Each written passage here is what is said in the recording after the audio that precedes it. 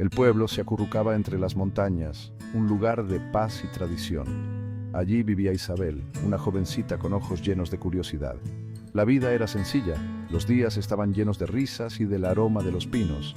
Isabel ansiaba el conocimiento, siempre con la nariz metida en un libro, pero su naturaleza inquisitiva a veces la llevaba por caminos desconocidos. Un día, navegando por internet, me encontré con un artículo sobre la Ouija. Hablaba de la comunicación con espíritus, un portal al otro lado. Intrigada y un poco asustada, Isabel no pudo resistir el atractivo de lo desconocido. Compartió su descubrimiento con sus amigos, cuyos ojos se abrieron de par en par con una mezcla de miedo y emoción. Decidieron probarla. La decisión, tomada apresuradamente, cambiaría la vida de Isabel para siempre. No sabían que su inocente curiosidad despertaría una oscuridad que acechaba en las sombras, esperando su oportunidad de liberarse. Las montañas contuvieron el aliento, un silencio espeluznante se cernió sobre el pueblo, mientras Isabel y sus amigos se embarcaban en su fatídico juego. La tormenta rugía en el exterior, reflejando la creciente inquietud en el corazón de Isabel. La lluvia azotaba las ventanas, el viento aullaba como un alma en pena. En el interior, acurrucados alrededor de una improvisada ouija, Isabel y sus amigos comenzaron su juego. Empezaron con preguntas desenfadadas. Sus risas resonaban en la pequeña habitación. Pero el ambiente cambió. La plancheta, al principio vacilante, comenzó a moverse con creciente velocidad.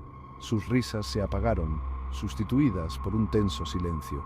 Los mensajes, al principio inocentes, adquirieron un cariz siniestro. Susurros de oscuridad, amenazas del más allá, los llenaron de terror. «Dejadnos solos», deletreó el tablero. Cada letra les helaba la sangre. El miedo se apoderó del corazón de Isabel.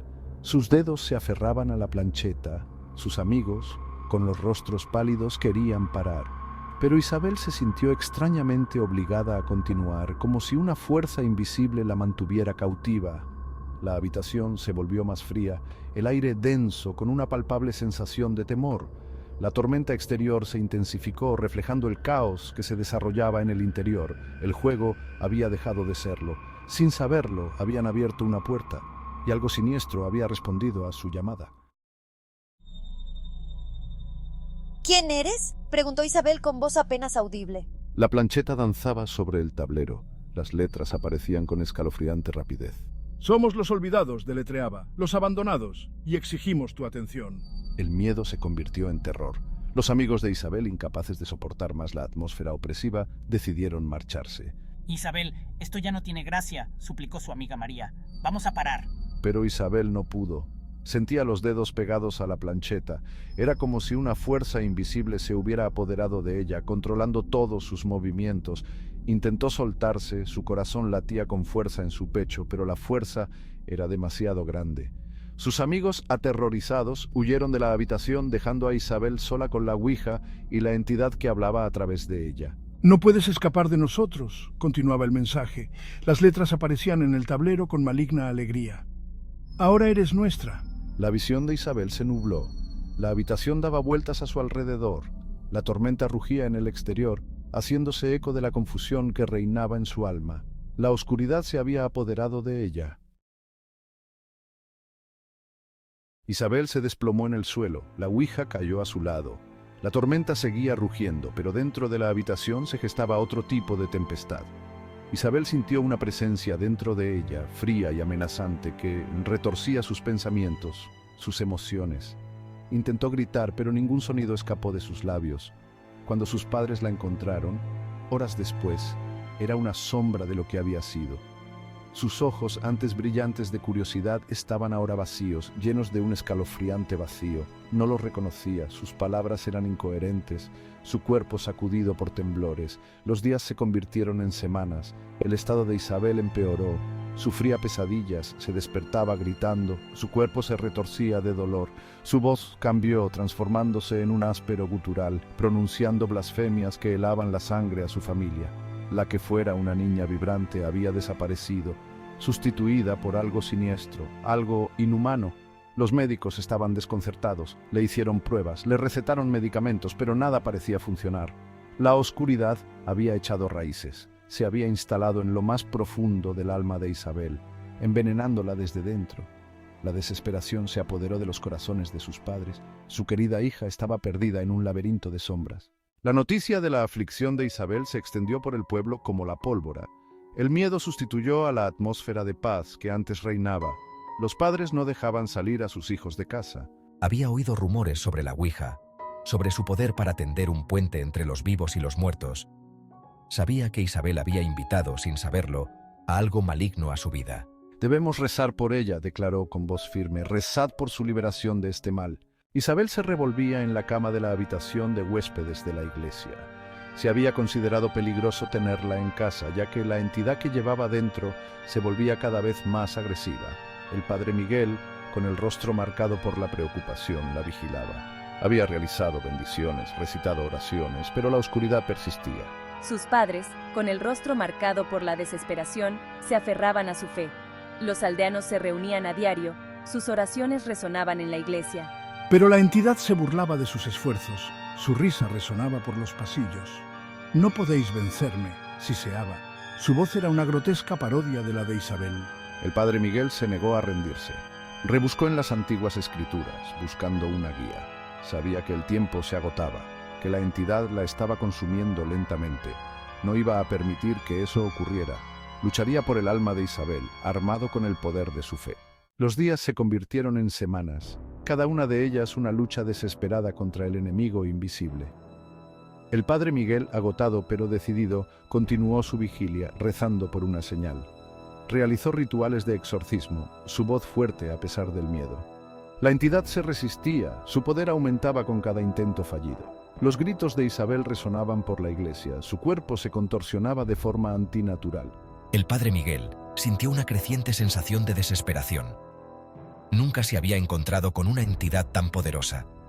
Empezó a dudar de sí mismo, a cuestionarse su capacidad.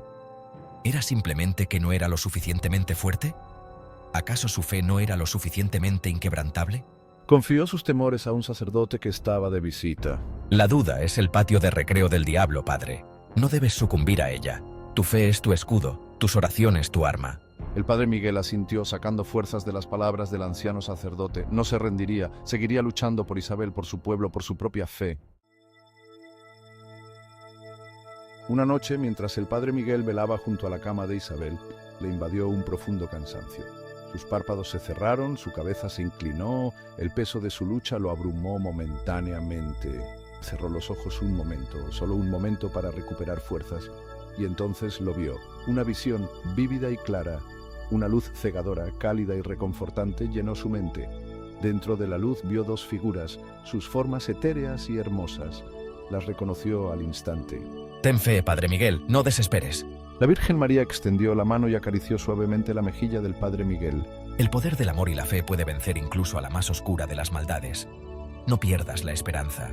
Y entonces la visión se desvaneció, dejando al padre Miguel lleno de un renovado sentido de propósito, una oleada de esperanza que no había sentido desde que comenzó la terrible experiencia de Isabel. Sabía lo que tenía que hacer. La noticia del padre Miguel se extendió por el pueblo como un faro de esperanza.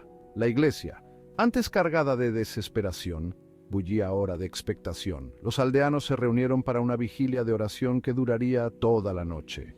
El padre Miguel, armado con la fuerza de sus oraciones, se preparó para la confrontación final. Entró en la habitación donde yacía Isabel y comenzó a rezar.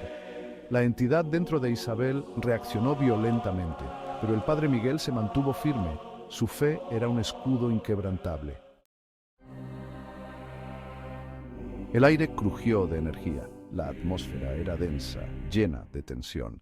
La entidad que estaba dentro de Isabel se agitó. Su poder menguaba bajo la embestida de las incesantes oraciones del padre Miguel y la fe inquebrantable del pueblo que resonaba a su alrededor.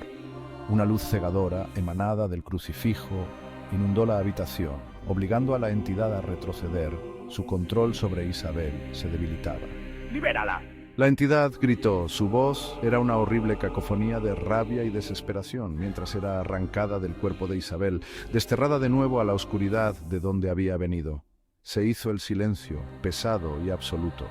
La luz se desvaneció, dejando tras de sí un ligero olor a ozono y una sensación de paz que se extendió por la iglesia como una cálida manta.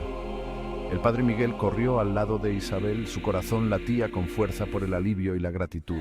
Ella yacía inmóvil. Su respiración era superficial pero uniforme. Su rostro por fin libre del tormento que la había atenazado durante tanto tiempo. Los aldeanos, con el rostro bañado en lágrimas de alegría, irrumpieron en la habitación. Sus oraciones se transformaron en cantos de alabanza y acción de gracias. Isabel estaba libre. El pueblo estalló en celebraciones. Isabel, curada, estaba rodeada de amor y apoyo. La experiencia la había cambiado. Ahora, una joven de profunda fe, dedicó su vida a la iglesia, llena de gratitud. Los aldeanos la veían como un símbolo de esperanza.